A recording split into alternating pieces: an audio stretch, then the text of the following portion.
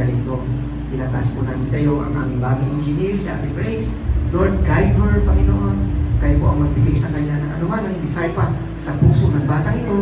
At ingatan niyo po palagi, Panginoon, ang batang ito. Maraming salamat, Panginoon, sa tagumpay. At alam po namin, Panginoon, na napakarami po pong plano para sa kanya. Ingatan niyo po siya, even ang kanilang buong family, Panginoon, si Ate Karen, na nasa abroad, Panginoon. Nawa, ang iyong presensya palagi ang nasa puso ni Ate Grace.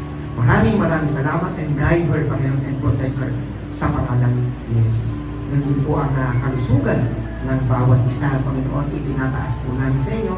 Although medyo malabing na po ang panahon ngayon, Panginoon, at alam niyo po na hindi na po naman bumabata ang aming ibang kapatiran, Panginoon. Biyayaan po kami ng malakas na pananatawan, Panginoon. Ilayo sa lahat ng uri ng kapahamakan, aksidente, sakit, Panginoon, especially sa mga taong hindi gagawa ng maganda. Maraming salamat, Panginoon, sa kalusugan na ibinigay niyo na po sa bawat isa. Ganun din po ang safety travel po ng grupo po nila Pastor Ronald na papunta po ng Bora upang mag-share ng mga blessings, Panginoon. Ingatan niyo po ang kanilang driver, ganun din po ang lahat ng kanilang makakasabay, Panginoon. Maraming salamat, Panginoon, sa ginagawa niyo po sa buhay po ng family ni Pastor Ronald, Panginoon. Alam niyo po ang kanilang desire na ma-share, Panginoon, ang mga blessings na dumarating sa buhay nila. Maraming salamat. Ingatan niyo po ang buong sasama po sa papuntang na Bora, Panginoon. Ingatan niyo po ang buong tao, Panginoon, na sasama po sa grupo po nila Pastor Ronald. Maraming salamat. Ganun din po sa pagpasok ng isang linggo, Panginoon. Kayo po ang manguna sa amin, Panginoon. Ano man po ang mga plano, ano man po ang aming gagawin sa aming pagsakay, sa aming mga nasa bahay lamang, Panginoon. Nawa ang iyong kagustuhan, ang iyong plano, Panginoon, ang mangyari, Panginoon. Ingatan niyo po ang mga lagi na aming babanggitin, Panginoon, at ang iyong pangalan lamang, Panginoon, at iyong kapurihan ang aming maitaas, Panginoon. Maraming salamat, Panginoon, sa buhay at sa pagdating mo, Panginoon. Alam po namin na ma-share, Panginoon, ng aming mga kapatiran, Panginoon, ang iyong mabuting balita, Panginoon. Nawa ang bawat isa magkaroon ng meaningful na Christmas, Panginoon. Maraming salamat po sa buhay po ng bawat isa ng aming mga kapatid. Lord, sa mga sandali ito, tinataas po namin sa iyo ang tawag gagamitin mo. Use him mightily, Panginoon. Gamitin mo po siya, Panginoon, na instrumento upang mapahayag, Panginoon, ang iyong mga salita, Panginoon. Maraming salamat, Panginoon, pag-ibig at kapayapaan po para sa bawat isa. Sa pangalan ni Jesus. Amen. Amen. So, mga kapatid, gaya po ng palaging sinasabi, yung mga cellphone, kung di rin naman natin gagamitin, might as well, hinaan o kaya patay na lang po natin. So, tawagin ko na po yung maghahati po ng mabuting balita sa ating lahat. Ito yung ating head pastor, si Dr. Reverend Ronald Soquino.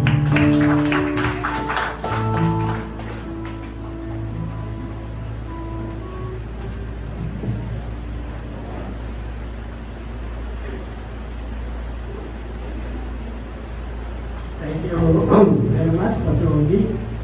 So, ngayon po, ganda po natin ating mga sarili sa pakikinig ng salita ng Diyos. 3 more days na lang po ay Christmas na. Ano ba? So, because today is December 22. So, it's just only 3 days and Christmas na. Now, so kung mag-greet siya niyo ng advance, no? Merry Christmas sa ating lahat. Before I start the message, meron po akong gustong itanong sa inyo. Why we celebrate Christmas? Bakit tayo nag-celebrate ng Christmas? Sinabi ba sa Bible na mag-celebrate tayo ng Christmas? Sinabi ba sa Bible na dapat mag-celebrate tayo ng Christmas o hindi? Wala sinabi. And another thing, Christmas is a pagan practice. So bakit tayo mag-celebrate ng Christmas? Hindi sinabi sa Bible, the word Christmas wala sa Bible, and Christmas is a pagan practice. So why we celebrate Christmas? In this era, maraming tao po ang celebrate ng Christmas, but they have a different perspective or reason na tinatawag na celebrate ng Christmas. And being a Christian, dapat alam natin ang reason kung bakit tayo nag-celebrate ng Christmas. You get the point? Year after year, there's a lot of people celebrating the Christmas, including us.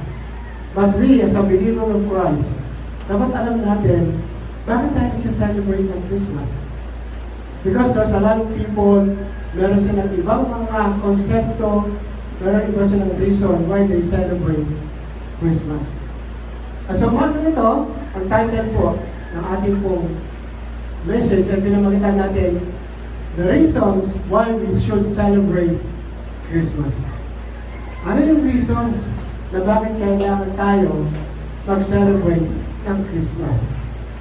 Okay? And if you have a Bible, you can open your Bible with me in the Gospel of Luke. Luke chapter 1, verses 67 to 75. And may I request to stand up, no? Bilang pag-alam mo sa pagbabasa ng salita ng Diyos, and we will have a responsive reading. It's a verse 75. Sabay-sabay po tayo. Okay? Luke chapter 1, verse 67 to 75. Sabi po sa verse 67, his father, Zechariah, was filled with the Holy Spirit, and the prophet and prophesied. Verse 68,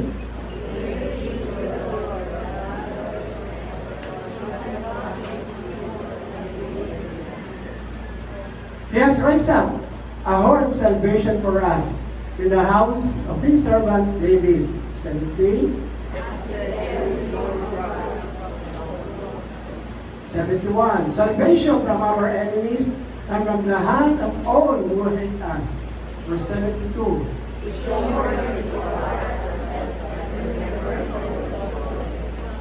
73.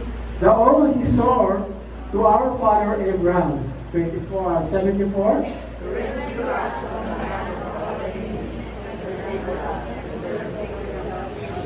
Sabay-sabay po tayo, verse 75. In holiness and righteousness before Him all our days. May the Lord bless us upon the reading of His words. Tayo po yung mga kapuna. Let us pray. Panginoon, salamat po ng marami sa nalalapit na pag-celebrate ng iyong pong kaarawan o ng Christmas, Panginoon. You will go to teach us this morning the reason why we celebrate Christmas. Dalayan po namin na bigyan mo po kami ng panibagong perspective, panibagong reasons why we're going to celebrate Christmas, Panginoon. Dalayan po namin, buksan niyo po ang aming pagkinig, buksan niyo po ang aming puso, bigyan niyo po kami ng karunungan na nagpumula sa inyo, upang aming lubos na manawaan kung anong reason namin para mag-celebrate kami ng Christmas, Panginoon.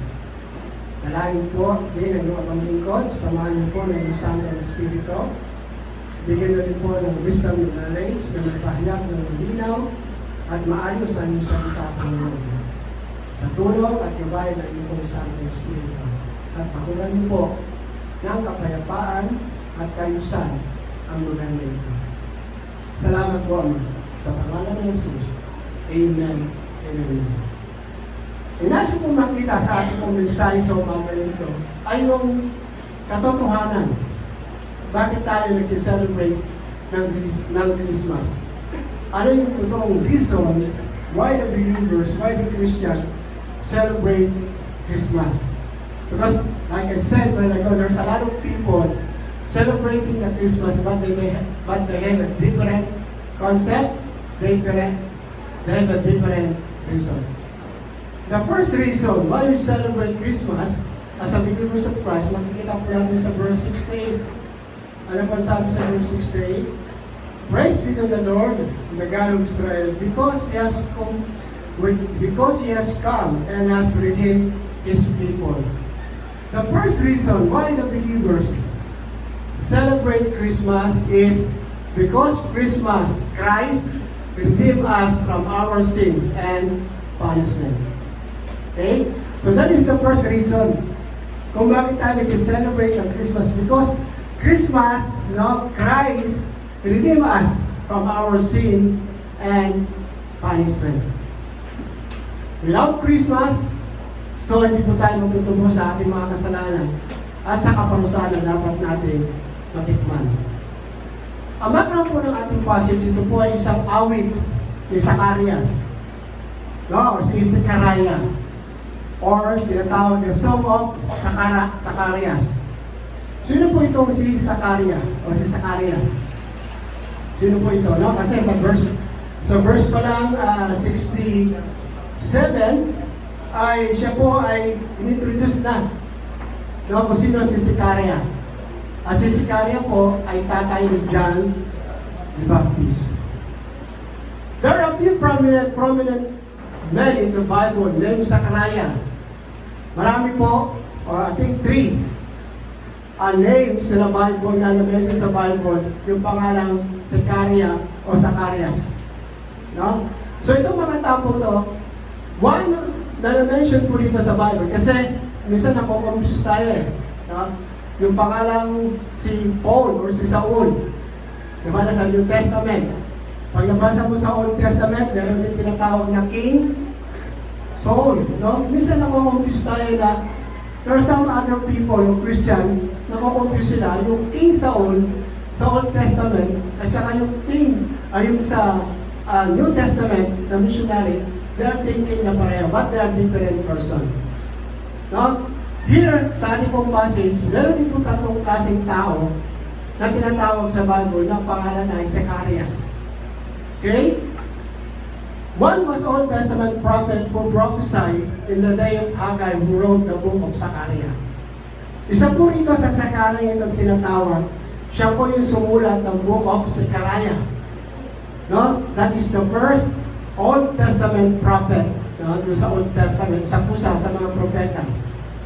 This prophet is also mentioned Jesus as a heavily murdered by rebellious disobedient Jews in his day. Ito rin pong propeta nito si Zacarias, sariling prophesy na si Jesus Christ will going to crucify ng mga Hudyo. And another prominent Zechariah was a wicked man. Okay? Yung unang Zechariah na mention siya, ano siya? Is a prophet. The second Zechariah, pag nabasa natin sa Bible, siya naman po yung pinaka-wicked man. Assassinated after only 6 months on the throne. Siya naman po yung Zechariah na nung siya po ay naghari ng 6 months, siya po ay namatay o pinatay. And finally, is the priest Zechariah, the father of John the Baptist. Okay? So malinaw po Zechariah sa Old Testament na propeta siya. Yung Zechariah sa Old Testament and he is a bad king. At yung Zechariah na pinag-uusapan natin ngayon, walang iba kundi tatay ni John the Baptist. So malinaw po baka kayo ma-confuse. Zechariah is actually the first person mentioned in connection with the Christ as story. If you read the Bible, si Zechariah, yung kanyang prophesy, makikita niyo po, mayroong connection sa kapanganakan ni Jesus Christ. Okay? So, yung kapanganakan ni Jesus Christ, hindi lahat ito binulgar sa maraming tao. Kundi isa, the first person na nakaalam ng kapanganakan ni Jesus Christ, kundi itong si Zechariah, yung priest sa New Testament. The book of Luke records Zechariah and wife, Elizabeth. Sino po yung kanyang wife? Si Elizabeth. At si Elizabeth at si Mary, ano sila? Magpinsan, magkapatid. Kaya si John the Baptist at si Jesus Christ ay magpinsan. Kung titignan niyo po yung buhay ni Zechariah at saka ni Elizabeth, pag binasa niyo sa Bible, their lives they are very righteous. Matuwid sila sa harapan ng Diyos. Ito mag-asawang ito. God honoring people. No, talaga ino-honor nila ang Diyos. Ito mag-asawang ito. But the problem, even though they are honoring God, they are righteous, ang problema sa kanila ay wala silang anak. No? Wala silang anak. Ito si Elizabeth at si Zechariah. At alam niyo po, during that time, si Elizabeth po ay menopause na. No? Of course, sa mga kababayan, alam niyo pag sinabing menopause, lipas na. Hindi na pwede maanak si Elizabeth because of her age. Sobra-sobra na yung kanyang edad. And not only that, si Zechariah as a part of his priestly in the temple. Si Zechariah po, siya po ay isang priest, like I said. Isa po sa kanyang duty ay pupunta siya sa temple para mag-offer, doon mag-sacrifice, doon sa temple. But during that time, ito po si Zechariah ay nag-offer sa Diyos, no? Sa loob ng templo, biglang may nag-usap sa kanya. May nagsalita sa kanya. Anong sabi siya, no? Anong sabi kay Zechariah? Sabi niya, ikaw o yung iyong asawa ay maglilihim. O mga anak. Nung marinig yun ni Zechariah, hindi siya maniwala. Because si Elizabeth ay overage na. Matanda na sila. Kaya nung narinig niya yung message na yun, akala niya vision, nung marinig niya yung boses na sinasabi na yung kanyang anak, or rather yung kanyang wife, si Elizabeth, ay maglilihim, hindi siya naniwala. At yung angel na nagsabi sa kanya, nagsalita sa kanya, ay walang iba kundi si Gabriel, na sinabi sa kanya na, ay, si Zechariah, ang iyong anak, ang iyong wife, ay magdadalang tao. Yung marinig niyo, hindi siya naniwala. Sabi niya, magdadalang tao na yung asawa ko, samantala overage na. And then, yung sinabi na hindi siya maniniwala, ang ginawa niya, no, ang ginawa ng angel, si Gabriel, ano kanyang ginawa? 6 na buwan siya na hindi pinagsalita. No? Hindi siya pinagsalita lang. Kasi bakit? Hindi siya naniniwala na kanyang wife ay magdadalang tao. Kaya sabi niya ng Gabriel, ayaw maniwala. Yan, ang gagawin ko sa'yo, hindi ka magkakapagsalita within 6 months. Pero sabi niya, ang ipapangalan mo sa anak mo ay walang iba kundi si John. No, si John the Baptist. And after that conversation, na nausap si Gabriel dito kay Zechariah, umuwi siya ng bahay. Pag uwi niya ng bahay, her wife, Elizabeth, pronounced or told him na siya ay nagdadalang tao. No, nagulat siya. Sabi niya, kasi sabi niya sa akin ng anghel na siya ay magdadalang tao. Ito naman ay nagdadalang tao na. And then, dito kong pinakita si Zechariah, ang mabasa natin yung last day niya, makikita na lang po kung si John the Baptist ay pinanganak na, at si John the Baptist siya po ay dinitigate na sa temple. Okay? That is the life. No, at Zechariah, he's a very righteous man. Even his wife, God-fearing. No, but the problem, wala silang baby. Pero time will come, the Lord give them.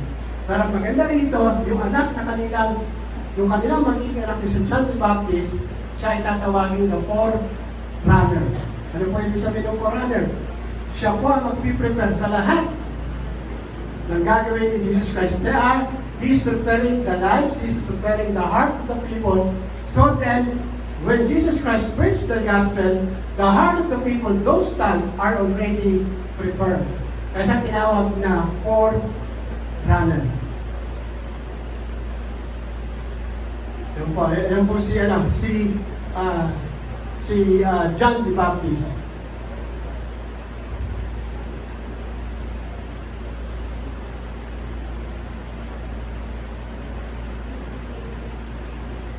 And then during that time, nung siya po ay nagkaroon ng propesya, nag-prophesy siya po ay filled with the Holy Spirit. No?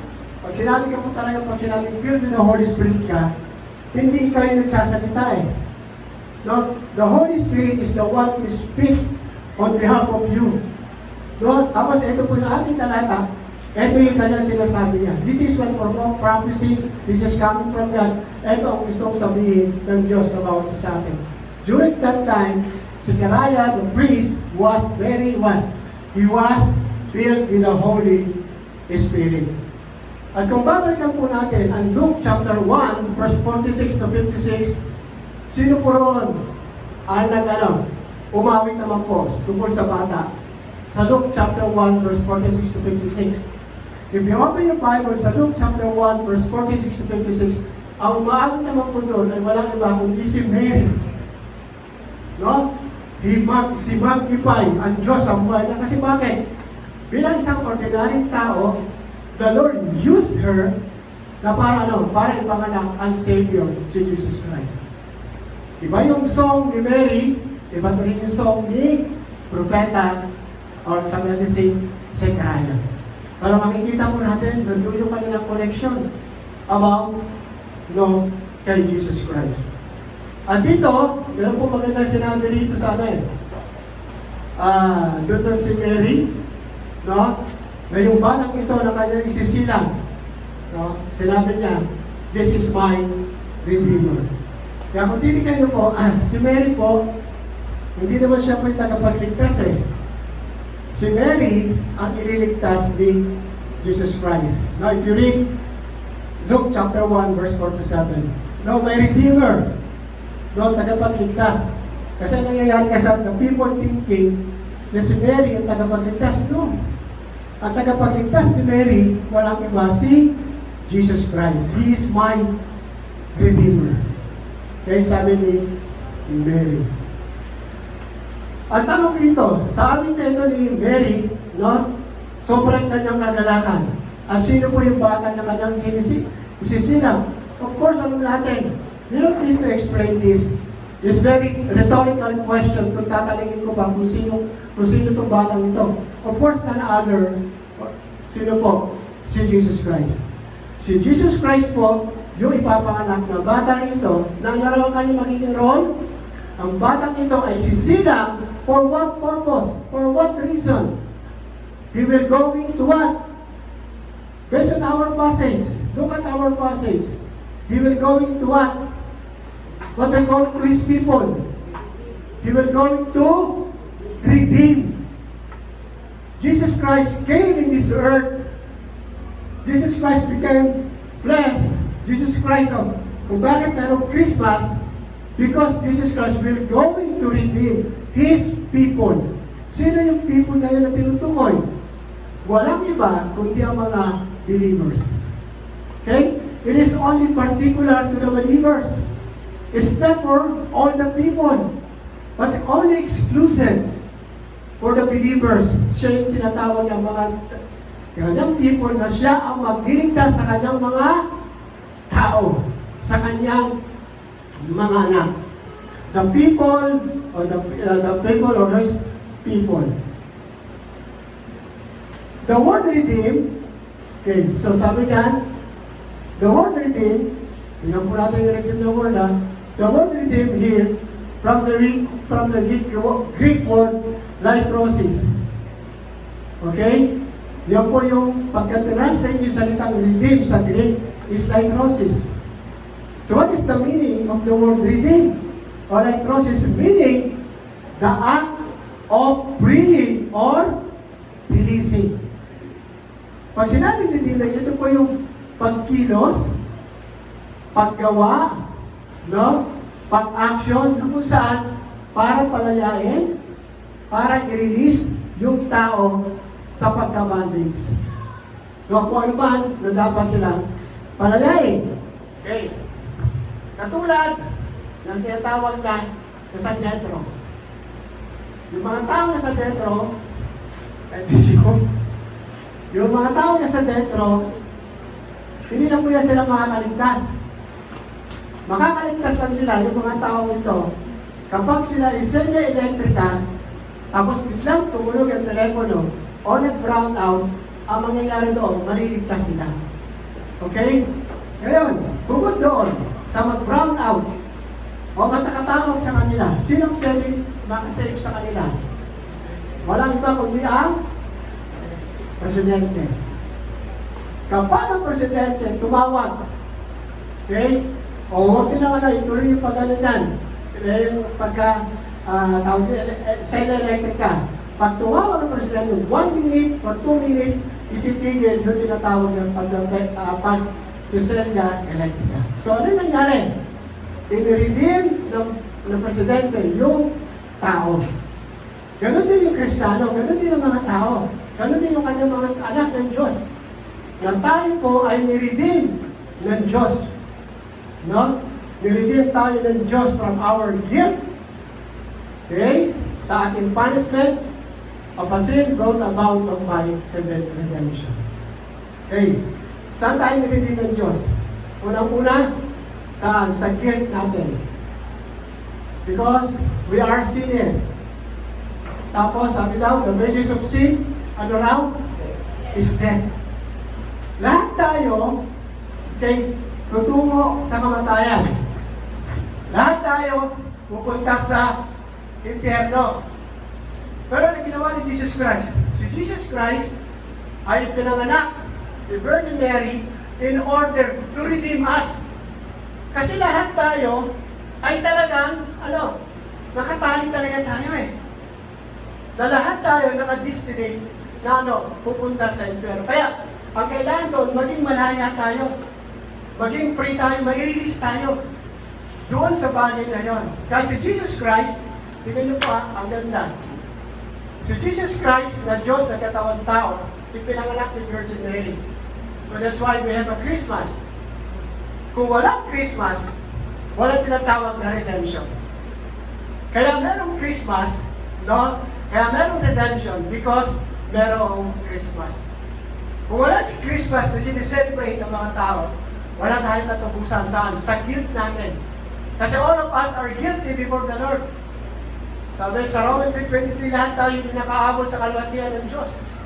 Lahat tayo will go to hell. All of us will going to punish, my God. But, kita niyo pag-ibig ng Diyos. Nagkatawang tao siya in order to redeem us. So, anong pinagtubos sa atin ng Diyos? Hebrews chapter 9 verse 12. Ano sabi sa Hebrews chapter 9 verse 12? Meron ba tayo dyan? Wala? Ako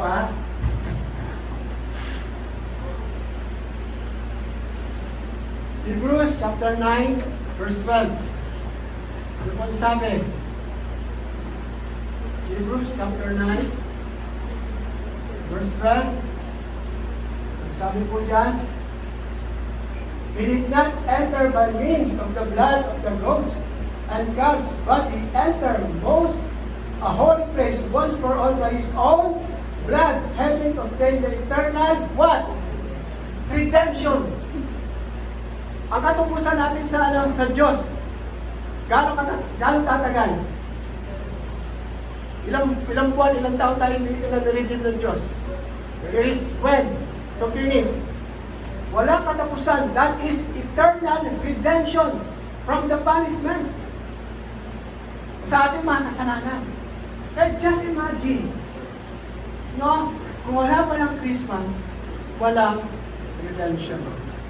Okay, now, saan tayo niredeem ng Diyos? Saan tayo niredeem ng Diyos? Okay? Unang-una, God redeemed us from where? From condemnation. Ano ba sabi sa Romans chapter 8 verse 1? If you have a Bible, open with me. Romans chapter 8 verse 1.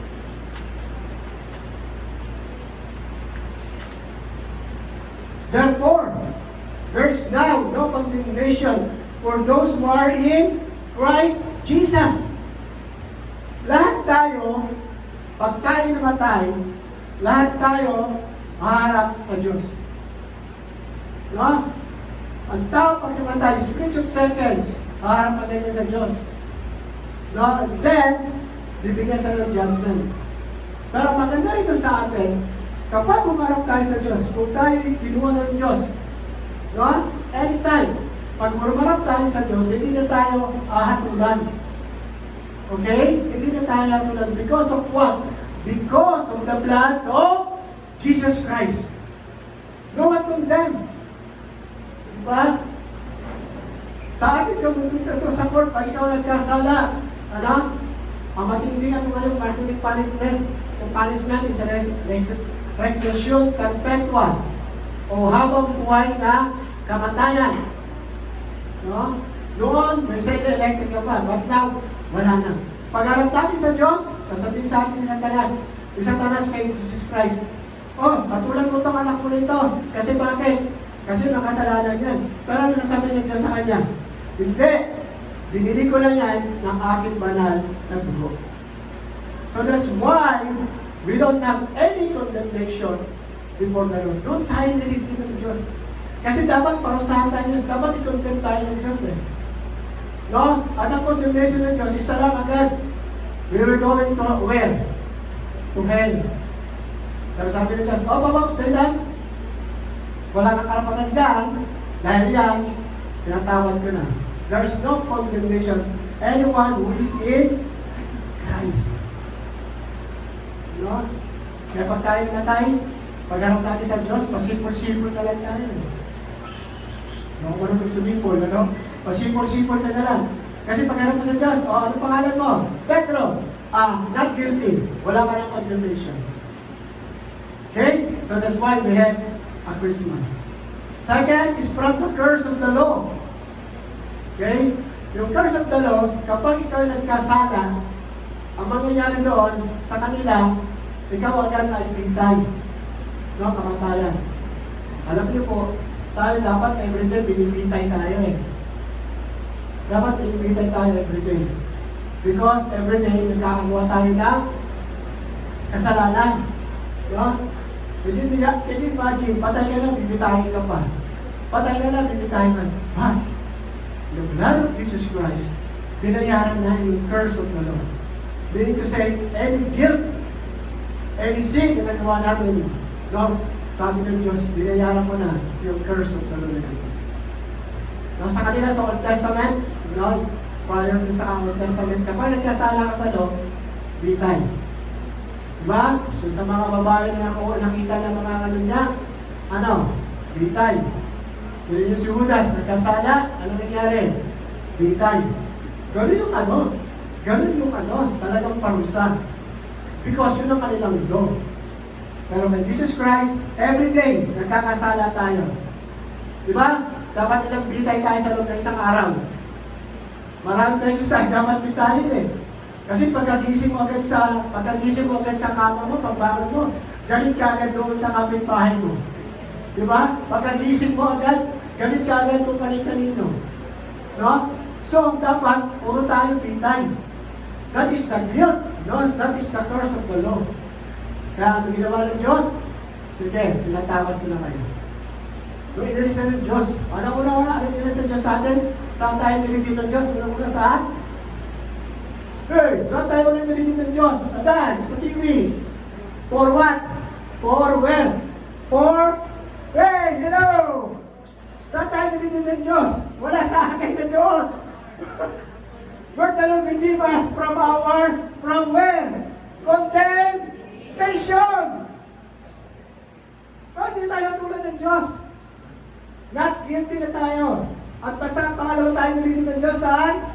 For the course of the law. Yung mga kasalanan natin ginagawa everyday, wala na rin yan. Pinatawad na rin ng Diyos natin. Kaya yung forgiveness ng sin natin, maganda eh. Yung forgiveness ng sin natin is past, present, and future. Can you imagine kung hindi tayo pinatawad ng Diyos? Tapos andun tayo, under the course of law tayo. Araw-araw, bitay tayo. No? Talo pa natin sa Ichigaray. No? At saka sino yung lumayang ngayon? Sino yung lumayang ngayon? Mary Jane, no? Ganda ng pangalan, Mary Jane. Mary Jane, Biloso. No? Alam mo lang, Mary Jane, yung binabalot. Pero si Mary Jane, Biloso. Pero pinatawad siya. Diba? What next? Meron pa. Number 3. Wala pa na isa? Sige, number 3. Bring from the punishment of the second death. Okay? Tandaan ko po dyan ha. From the punishment of the second death. Sa Revelation chapter 21 verse 8. Pakitagdag na lang po. Baka hindi nakita ni Teacher Tim. Yan. From the punishment of the second death. Revelation chapter 21. Okay? So, kung titignan po natin, ang katubusan ng Diyos sa atin, ito maganda. Ephesians chapter 1 verse 7. Meron tayo ng Ephesians chapter 1 verse 7. Ang ganda-ganda na ito mga kapatid. Ephesians chapter 1 verse 7. Ano ang sabi dyan? Sabi dyan, in Him we had redemption. Tama? Sa pamamagitan niya, meron tayong katubusan. Through His what? Through His blood. Okay? Through His blood, sana ako, wala na ako the forgiveness of sins in accordance with the riches of God's grace. Can you imagine that? Dito tayo tinubos ng Diyos. No, sa bagay na ito. Kung hindi, kung walang Christmas, wala. We are under condemnation tayo. We are under the curse of the law. No, we are going to punish in our second death. Lahat tayo. Pero, gusto mo makita yung beauty ng Christmas? Makikita nyo yung kagandahan ng Pasko? Na, itong Pasko ito, naging daan para para ma-redeem tayo sa ating condemnation. Kung walang Christmas, wala itong bagay na ito. Kaya pasalamat tayo, merong Christmas. Yung kapanakan ng Jesus Christ. These are the reason, mga kapatid, kung bakit tayo nag-celebrate ng Christmas. Okay, nakuha niyo na? The reason kung bakit tayo nag-celebrate ng Christmas, because the Lord Jesus Christ redeemed us. From where? From condemnation, from the curse of the law, and from the punishment of the second death. That is the reason why the believers celebrate or must celebrate Christmas. Because the Lord redeemed us. Okay? Ipinanganak ang ating Panginoong Jesus. Kung walang Christmas, walang redemption. At kung isipin natin, mga kapatid, okay? Isipin natin, mga kapatid, ang ganda talaga, sa atin itong Christmas Day, yung Christmas Day ito, para sa atin talaga. Para sa mga Kristiyano. Nakuha niyo ba yung point? Para sa atin talaga itong Christmas eh. Sa mga believers, sa mga Kristiyano, hindi para sa mga unbelievers eh. Ang Christmas ay para talaga sa mga Kristiyano. Ang Christmas ay para talaga sa mananampalataya. So that's why the Christian must celebrate Christmas. Okay? Must celebrate Christmas. Not thinking, Lord, not thinking anything, but what Christ has done for us. Para sa atin talaga itong Christmas na ito. Higit na may karapatan. Hey, mga Kristiyano, higit na may karapatan tayo. Tayo ang first and foremost na may karapatan, may privilege, may authority to celebrate the Christmas because the Lord Jesus Christ redeemed us from condemnation, from the curse of the law, and from the punishment of the second death. Tayo mismo, hindi yung mga unbelievers. Tayo. Kasi bakit tayo nag-benefits eh? Hindi sila. But when they are more rejoicing than to us. Diba? Mas sila nagagalak. Mas sila natutuwa. Pero dapat tayo. Kasi etong Christmas na ito, intended, exclusive, para sa atin. Sa mga mananampalataya. Hindi sa mga unbelievers. Sa totoo lang, mga kapatid, maraming unbelievers na Christmas ay masyado nilang pino-commercialize. Tingnan niyo po ang mga unbelievers ngayon. Pag sinabing Christmas, bagat nila, commercialize. Pino-commercialize nila ang Christmas. Especially sa mga youth, sa mga kabataan, sa mga unbelievers, masyado nilang pino-commercialize ang Christmas. Etong ginawa ni Jesus Christ, hindi nila nakikita. No? Ang perspective nila, Christmas is commercializing. Kaya ano ibig sabihin? Pag walang handa, pag konti ang handa, hindi Christmas. Kung walang fried chicken, kung walang lechon, hindi Christmas. Walang bagong damit, walang bagong sapatos sa mga kabataan, hindi Christmas. Ang bilis ng mga nanay. Ganun talaga yun ang kino-commercialize nila. Hindi Pasko, hindi Christmas.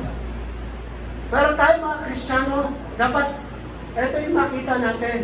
We are, parang gusto ko, dito tayo tumingin, huwag dito.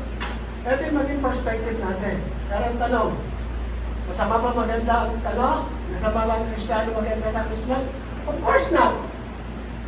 Huwag lang kayo pumunta kay Bombay para meron kayo ihanda. Baka pa yan, pupunta kayo kay Bombay para meron lang kayo ihanda. Pagkatapos ng Christmas at New Year nyo, yari kayo kay Bombay. Tao po! Tao po! Di ba? Walang masama na maghanda sa Christmas. Pero kung wala talaga, lalo sa mga kabataan, wala talaga. Kasi kung madaling celebrate sa Christmas para sa mga material things, di ba? We're celebrating the Christmas because of what Christ has done for us. Amen? So dapat mabago yung perspective natin. Pero hindi ko sinasabi na masama maganda o hindi mag-celebrate ng Christmas. Kung meron, praise the Lord. Kung wala, punta ka Bombay. Ganun lang yun. Ha? No, it's just only a joke. Okay? So tayo po, ang mga Kristiyano, ang dapat mag-celebrate ng Christmas. Naalala niyo yung first Christmas? Saan sila Jesus Christ? Saan si Mary? Saan si Joseph? Saan sila? Saan sila nag-Christmas? Sa hotel ba? Sa 5-star hotel? Marami pa silang handa. Saan sila ngayon, no? Saan sila nag-celebrate ng first Christmas nila? Sa kulungan ng mga hayop. He is the King of Kings, Lord of Lords. Pero saan sila nahiga? Sa dayami. No, Makati pa yung dayami siguro doon. So, that is yung sinasabi Christmas na hindi porket wala kang handa, hindi porket wala kang bano, hindi porket ganito ka, hindi na Christmas ito. Christmas is a Christmas because of what Christ has done for us. Okay? Kaya tayo mga Kristiyano, ang dapat may karapatan, may pribilehiyo na mag-celebrate ng Christmas.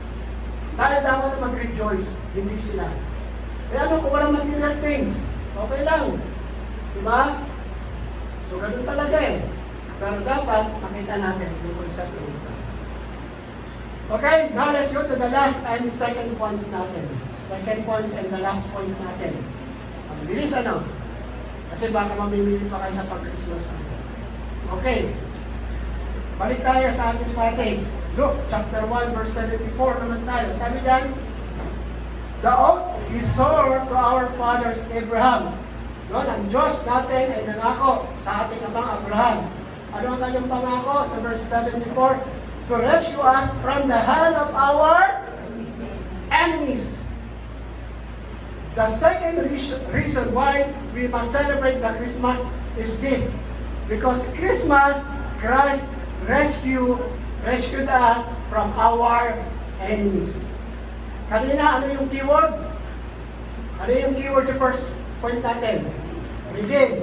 Ngayon naman, ano yung keyword? What is the keyword? Rescue. Okay? Rescue. The word rescue in Greek, no? Andyan na. The word rescue in Greek is Rioman. No? Buntik na maging siomay. No? Rioman. Ano ibig sabihin ng rescue, Rioman? To draw, to snatch from what? From the danger.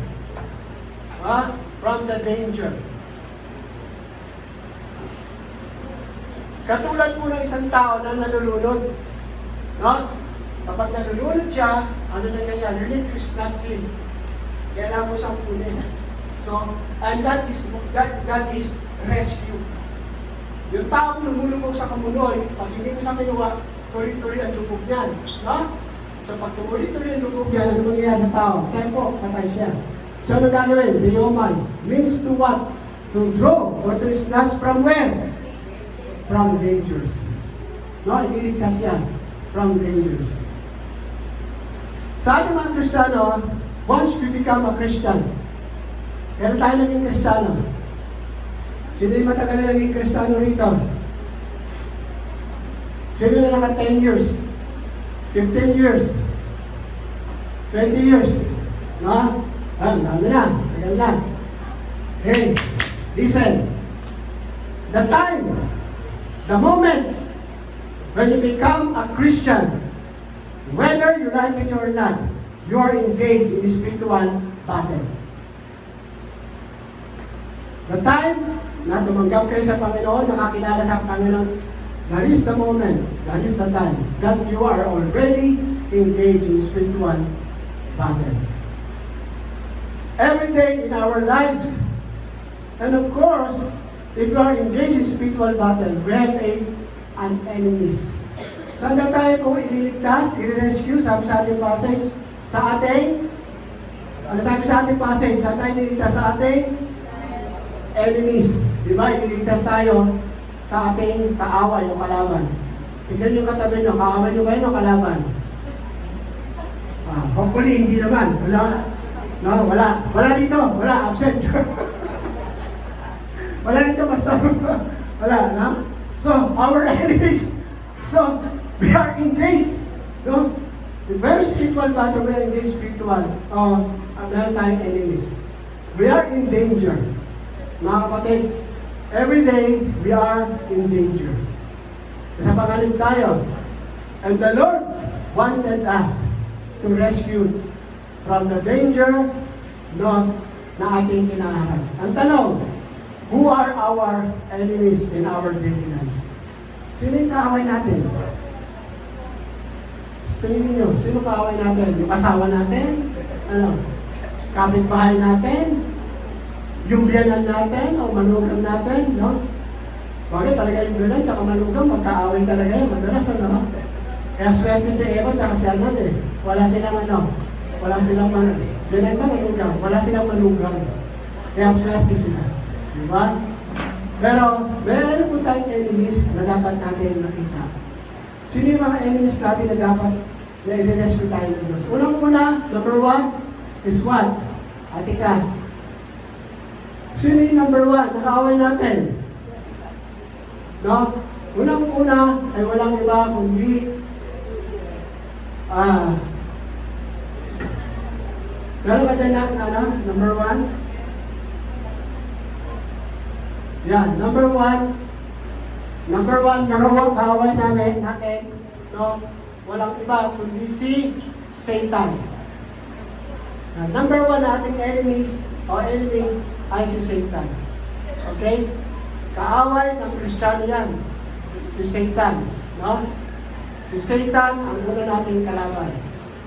Mamaya pa yan sa second point yan. Si Satan. No? Pero si Satan, hindi lang sa impyerno, kahit sa bahay, merong Satan. Ano? Pag makita mo yung ano mo, sabi bahay nyo, yun rin yun, parang si Satan na rin yun, di ba? So, si Satan, ang una nating kalaban. Okay? Ano sabi sa 1 Peter chapter 5, verse 8 to 9? Ano sabi dyan? 1 Peter, sino unang kalaban natin? Ayon sa taas, si Satan. Sabi, sa 1 Peter chapter 5, verse 8, be alert and sober mind. Your enemy is a devil. Sino yung devil? Si Satan. Roams around like a roaring lion, looking for someone to devour. Verse 9, resist him, standing firm in the faith, because you know that the family of the believers throughout the world is understanding the same kind of suffering. Sino ang una nating enemy? The first enemy of the believer, none other, Satan. Okay? None other, Satan. Remind us, sabi sa atin, remind us to be sober. No? Pinapaalala sa atin ni Apostle Peter to become sober. No? O alert. No? Sober means self-control. No? Sober means self-control. At yung tinatawag na alert, meaning to say, be vigilant. No? No, be aware, self-control, and be vigilant. Pag sinabi natin vigilant, ano vigilant po? Always alert. Alert ba kayo? Vigilant ba kayo sa kilos ni Satan sa inyo? No? Alert ba kayo? Na kung paano kumilos si Satan sa buhay nyo, kung paano siya gumawa sa buhay nyo, kung paano siya mag-manipulate, kung paano siya gumawa sa buhay nyo. Because si Satan kalaban kayo ni Satan, kaaway tayo ni Satan. So, nagiging sober ba tayo? Nagiging vigilant ba tayo? Alert? The verse explain why Christian must live this way. Si Satan daw ay katulad daw ng isang like what? A roaring lion. Tapos ano daw siya? It's like a roaring lion looking sometimes to devour. No? Alam niyo yung roaring? Alam niyo ba nag-roaring daw yung lion? Parang sinasabi niya, this is my territory. Wala kayong magagawa, no, sa akin. Kaya kumbaga sa parang sinasabi niya na during that time, na ikaw ay parang weak, na ikaw ay talagang nag-iisa. No, si Satan is dead. Is like a roaring lion. No? Nag-devour siya. Nag-ano talaga siya. Para ang tao ay, ang believers ay mata. Di ba, pag roaring pa lang, ano nangyayari? Natatakot na yung tao. Di ba, si Satan, nandiyan lang. It's like a roaring lion. Roaring and ready to what? To devour. Handa na kayo sakmalin ni Satan. Although the devil cannot take away our salvation. Okay, kung maganda. Even si Satan ay ating kaaway. Okay? Tapos he always there to ready to devour us. Ang maganda dito, yung ating salvation, kaligtasan, hindi makukuha ni Satan. Okay? So hindi makukuha ni Satan yan. Kahit tayo ang gawin ni Satan sa atin, hindi mawawala ang salvation natin. Hindi na kahit pwedeng kunin yung salvation natin. But, the attempts of faith and ministry. So, ano mangyayari?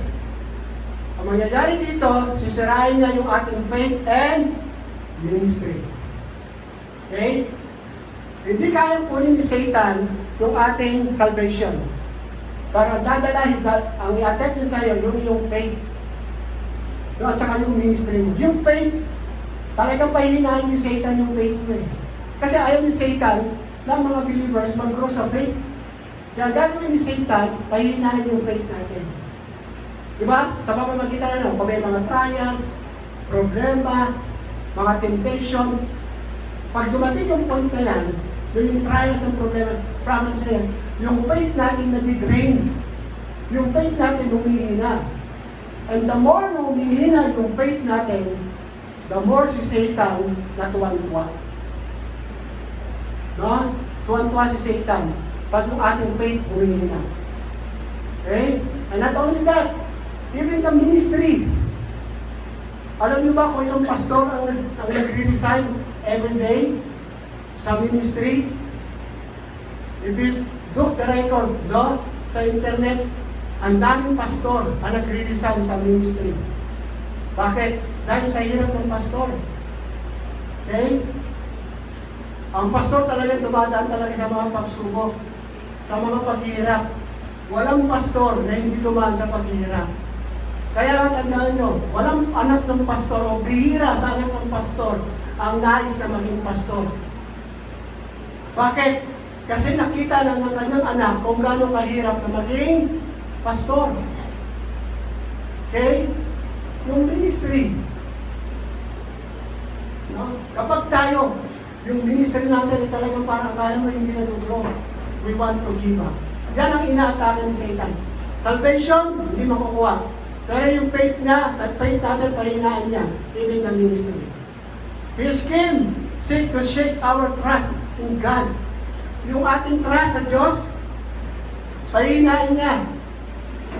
No? Pahinaan ng Diyos yung trust natin. Ano sabi sa Sa Psalm chapter 3. No? Chapter 3 sabi, trust in the Lord, what? With all your heart. Pero gagawin ni Satan, yung trust natin sa Diyos na with all our hearts, ang gusto niya maging half-hearted lang tayo.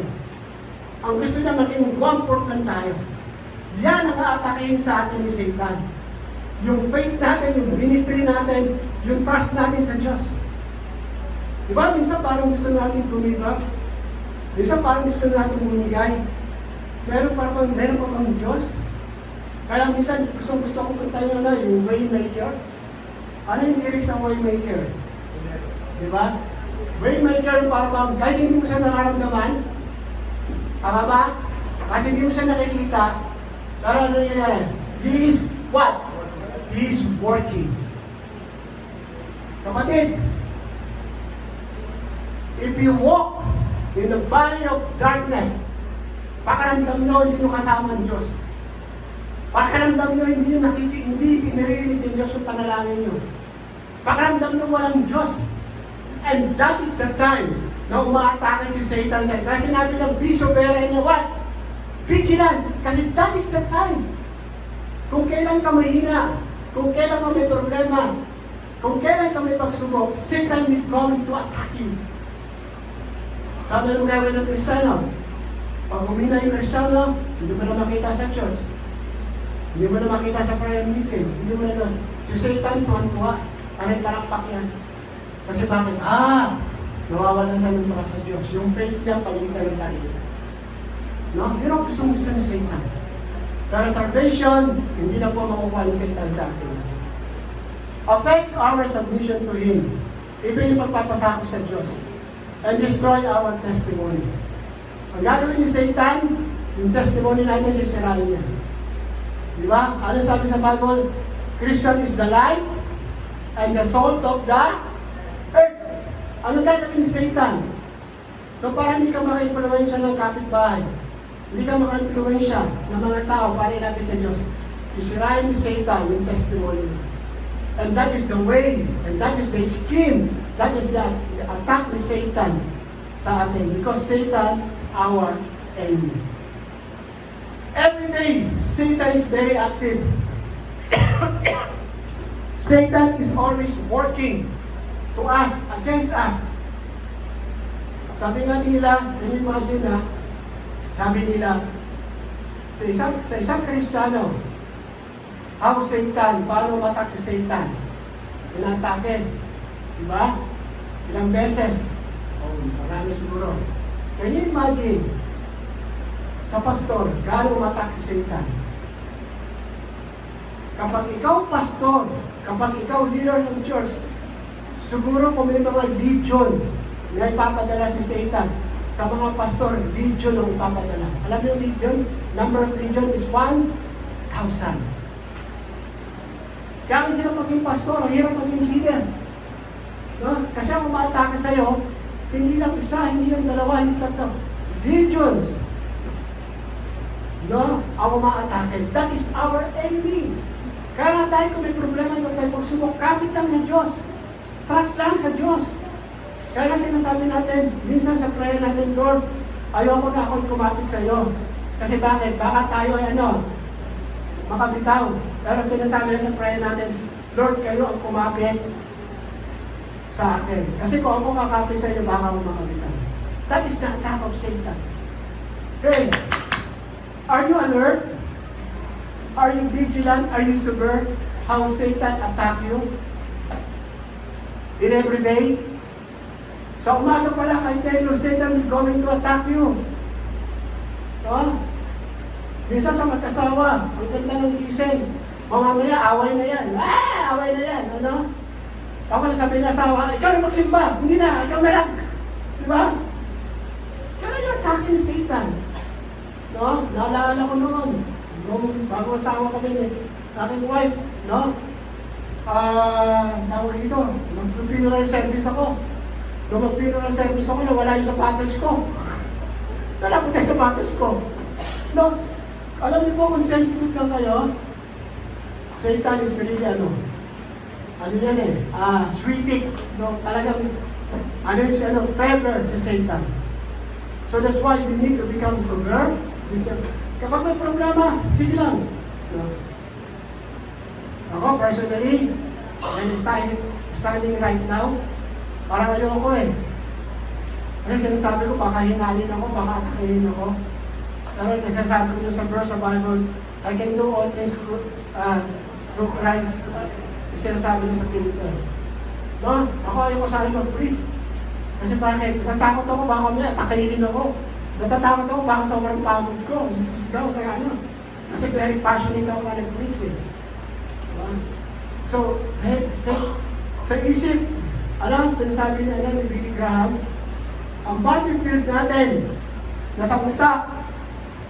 Ito yung battlefield natin. Lahat ng pwedeng i-discourage ni Satan against us, ilalagay niya lahat sa isip natin. This is our battlefield. No? Kaya dapat maging sober tayo. Kung may problema, gawalan mo ni Satan. No? Kailangan mo bumag, kailangan ko mananampalataya. Okay? So number 1 is Satan. Now, it is important to remain sober and focus on the truth as God makes us strong and firm and steadfast. Dapat maging matatag tayo, maging matibay, committed, pag-trust tayo sa Diyos. When Satan attack us. No? Alam niyo, pag pwede lang ito, pagkatapos ng service, wag naman, Satan can attack us. No? Even tayo nag-worship, si Satan pwede mag-attack sa atin in our minds. Who is our first enemy? Satan. The second enemy is this. Second enemy is yung tinatawag ng flesh. Okay? Makikita naman yun sa Romans chapter 7, verse 14 to 15. The Greek word, meron tayo dyan na translation. The Greek word,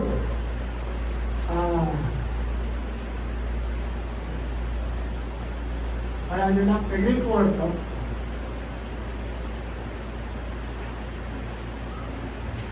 wala. Okay, sabi dyan, the Greek word of flesh, yung tinatawag na sarx, S-A-R-X, sarx. Pagka tinranslate mo yung salitang flesh sa Greek ay sarx. Ano ibig sabihin? Human body, sinasabi ng earthly body, or simple nature. Simple human nature. Okay? Pag sinabi natin sarx, o pag sinasabing flesh, ito ay pwede mag-repair sa physical body. And sometimes, ito naman po ay pwede mag-repair sa ating tinatawag na simple nature natin. Simple human nature natin. Yung kasalanan natin. Pag sinasabing flesh. Okay? But now, we are talking, not in physical body, we are talking what? In a human, simple human nature. Okay?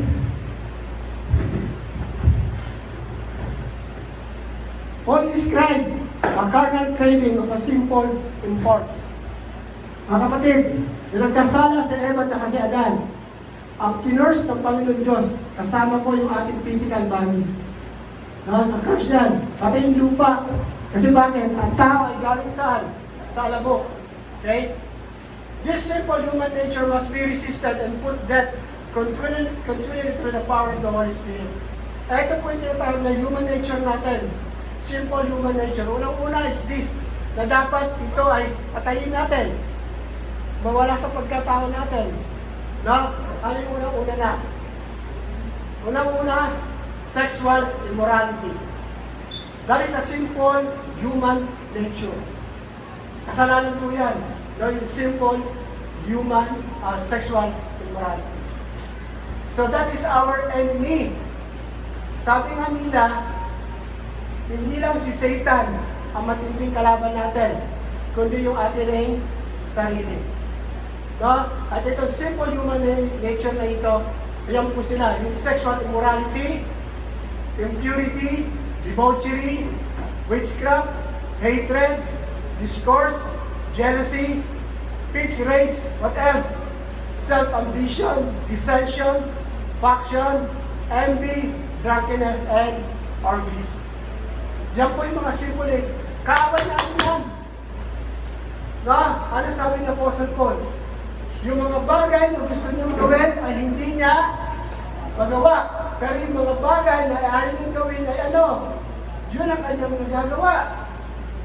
Kaya ano po ginagawa ng mga monk? Kasi sa monk, ang tingin nila, itong katawan na ito, makasalanan.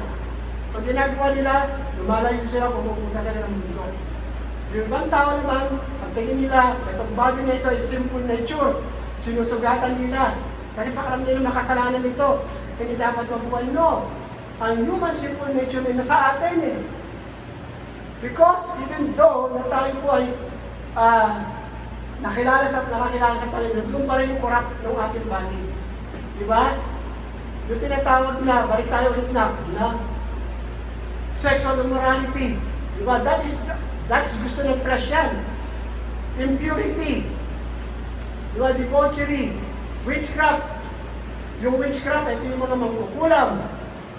No? Yung mga tumatawag ng mga, yung sa mga tawas-tawas. Sino madalas magpatawas dito? No? Sino madalas magpahula sa Quiapo? Ano? Mapunta sa Quiapo. So yung mga hatred. Sino hindi nagagalit dito? Dahil sa kamay. Pero bang hindi nagagalit dito? Meron taong hindi nagagalit. Yung mga patay na sa sementeryo, hindi na sila nagagalit kasi patay na sila, di ba? Pero tayo ngayon, buhay tayo. Hindi ba kayo nagagalit? Kanina lang, bago kayo pupunta rito, nagalit na kayo eh. Di ba? So bakit? Ano yung human nature natin eh? So, kaaway natin yan. Di ba? Parang kahit mo naman, ayaw mo naman magalit, pero talagang nagagalit ka pa rin. Di ba? Hatred, discord, jealousy, no, yung peace rage, yung galit na galit ka. Ano pa na?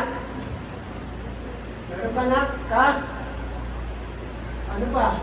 Yan, sabi, self-ambition, dissension, faction. Okay? Envy.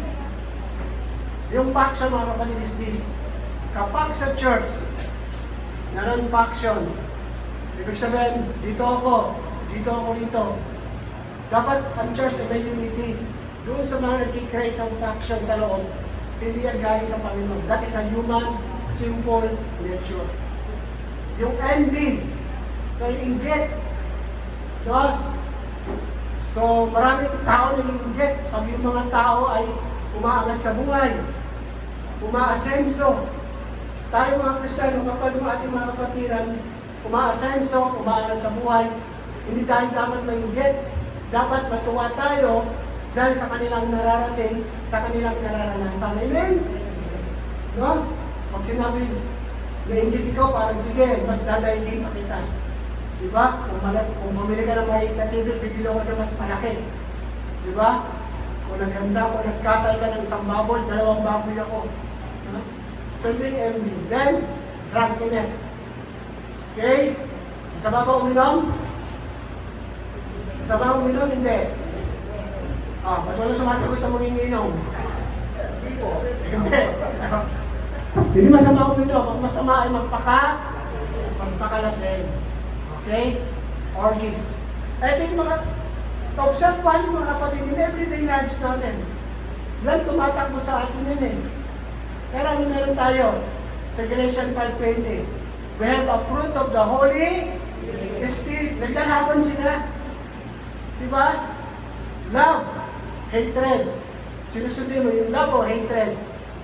Diba? Sabi, doon tayo sa love. Kaya meron talaga tayo everything meron tayong struggle. Everything meron tayong nakikipaglaban o takdigmaan. And this is our enemies. Okay, last tayo na ating enemies. Sa John chapter 2 verse 15 to 17. Last enemies natin sino?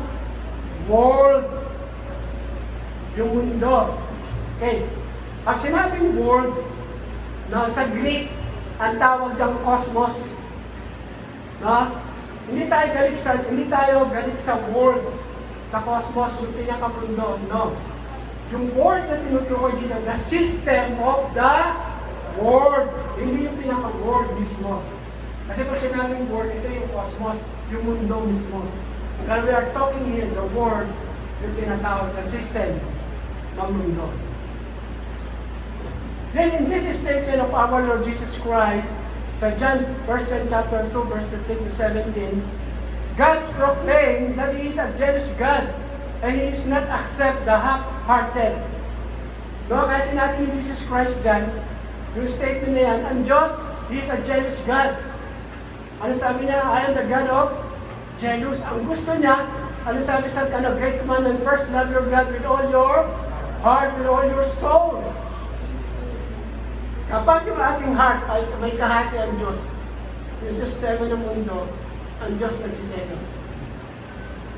Kayo ba, kapag meron kayong girlfriend, may boyfriend kayo, o may asawa kayo, tapos hindi yung buong puso, no, binibigay sa iyo, di ba kayo nagsiselos? Di ba nagsiselos kayo? Di ba? Sa aking wife, yung buong puso niya, sa akin lang yan.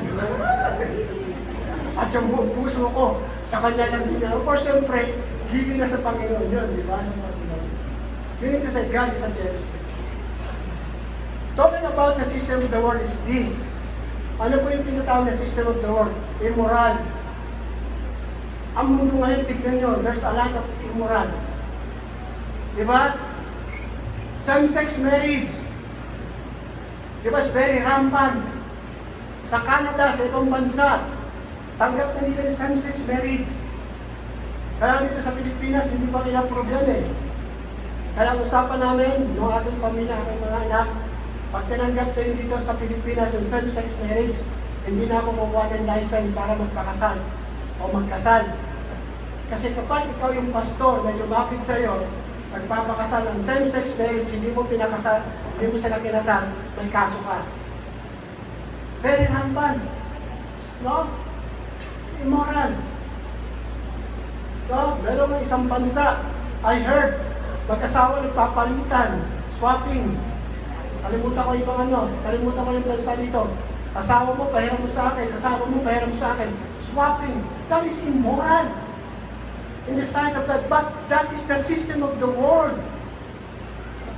Kung tayo mga Kristiyano, sasabay sa ganun, anong pinagkaiba natin sa kanila? Nothing. Di ba? We are the light and the salt of the world. We should not become immoral. Diba? Premarital sex is a very rampant. Actually, sa US, at age of 18, karamihan doon sa mga dalaga, hindi na sila virgin. Why? Kasi pagdating ng 18 years old, aalis na sila sa poder ng kanyang anak, kanyang pamilya, magsasarili sila ng dorm. And doon, sa dorm nila, they are free to do whatever they want. That is a premarital sex. That is immoral. Diba? So, Christian must be dapat may standard tayo. May standard tayo dapat. No? Kaya dapat maging maingat tayo. Kaya na maganda nga yung siya Tony Gonzaga, yung sila kinasal, ano sabi niya, never been kissed, never been touched. Di ba? So dapat ganun tayo mga Kristiyano. Opo, siyempre, nung panahon na rin, hindi pa naman natin alam yun. Pero at this point of time, kung alam mo na, you should not do that. Pero nung panahon na yun, wala pa tayo sa buhay Kristiyano, para sa isipan ba, okay lang. Di ba? Pero this time, if you have an knowledge, dapat alam nyo na yun. That is the system of the world, moral. Now what else? Corruption. No? Sabi dun sa labasa kong tagpuin, damang-dama, no? Sa pag-ibig o sa PhilHealth ang nakawan. No? Sino nagnakaw? Sabi daw nila si Chief Escudero, sino ba? Si Poe, at saka si Romualdez. Ang mundo natin, corruption. No? Sabi ng isang commentator ngayon daw sa Pilipinas, very obvious daw ang corruption ngayon. No? Sa PhilHealth, alam mo sa PhilHealth? Ang PhilHealth meron 62 billion na pondo. Hindi ako politika, hindi ako tatakbo. 62 billion pondo sa PhilHealth. Ngayon, may camera yun, nagbotohan yung Senate at saka yung sa Kongreso. Hindi nila binigyan ng pondo ang PhilHealth. Because meron ng 62 billion pa o 60 billion na pondo. But PhilHealth is a very important sa mga tao na nahihirap. Di ba? Supposed to be, pag ang tao raw, tayo na may Pilipinas sa PhilHealth nagkasakit, dapat daw wala na tayo binabayaran eh. At dapat kung meron daw babayaran, very minimal na. But the world is very corrupted. Yung corruption. Naalala niyo yung advertise sa McDonald's? Pinalis na, yung bata, kakain ng french fries. Tapos yung kanyang daddy, ano ginagawa niya? Yung french fries, pinapadaan sa ilalim. Tapos kukuha yung bata. That is bribery. Kaya ano ginawa? Ano yan? Pinalis nila yung commercial nila. Very corrupt. Sino nagtatrabaho dito sa gobyerno? Nasa kamay. Oh, Brother James. Di ba? Siguro si Brother James, alam niya yan. Talagang matindi ang corruption in terms of government. Di ba? So, hindi naman lahat. Pero that is the system of the world. Ano pa? More wealth? Sabi ni ba, pag may pera ka, okay ka, enjoy ka. Kano ginagawa ng maraming tao? Payaman ng payaman. Hindi nila na alam. Sabi ng Panginoon Diyos sa kanila sa Bible, mamayang gabi, tepo ka. Kasi yung pera nila, yung wealth nila na ipon. Wala. Yung fame. No. Or else, the power. That is the system of the world. That is our enemy. The Lord don't trap us in the system of the world. So that's why He came to the world, born of the Virgin Mary. Ito yung mga enemies natin sa buhay, sa pang-araw-araw na ma-encounter sa buhay. No? Sa buhay natin. At dito tayo i-rescue ng Diyos. No? Sa mga bagay na ito. Rescue us from these dangers of life. These are the reasons why we must believers, why we must celebrate what? The Christmas. Dapat tayo mag-rejoice. Dapat tayo matuwa. Even the Bible didn't mention. Even this is a pagan practice. But yung atin naman tinitignan is a biblical perspective. Hindi yung pagan practices. Okay? So what are the two reasons why to celebrate the Christmas? Number one is what? The second one is what? Okay. So ay magiging masaya yung Pasko natin? Magiging masaya pa Pasko natin? Kung walang handa? Walang bago? O, sa mga kabataan? Oy, kung walang bagong sapatos, masaya kayo Pasko? Hindi. Yung anak ko pa una. So dapat, mga kabataan, kahit walang bago, celebrate pa rin ang Christmas. Importante, buwang pamilya. Okay? So, bilang tugon po dyan, awit po tayo ng isang Christmas song at tayo po ay mag-rejoice. Yung mga anghel na sa langit, nagre-rejoice eh. So, dapat mas lalo tayo ng mga believers mag-rejoice. So, habang tayo po ay nagre-rejoice, kumakanta, so tayo po ay magkakaloob sa Panginoon. Okay, so let's stand up and we are rejoicing, singing this Christmas song so we can give to the Lord, we can come here. Remember this, Christmas is what Christ has done for us. Kaya habang inaabot po natin ito, let's have a rejoice of joy.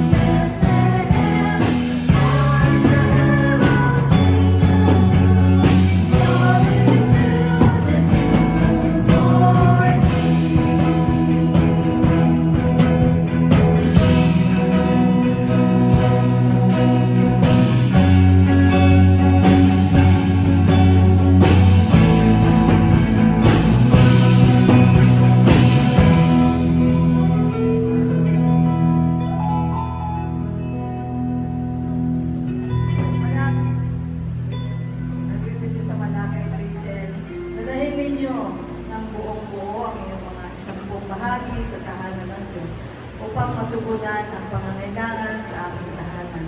Subukin din niyo ako sa bagay na ito kung hindi bubuksan ang mga bintana ng langit at ibuhusin niyo ang masaganang pagpapala. 11, hindi ko rin hayang salantain ng mga pala ang inyong mga pananim at mamumunga ng sagana ang iyong mga ubasan. Manalangin po tayo.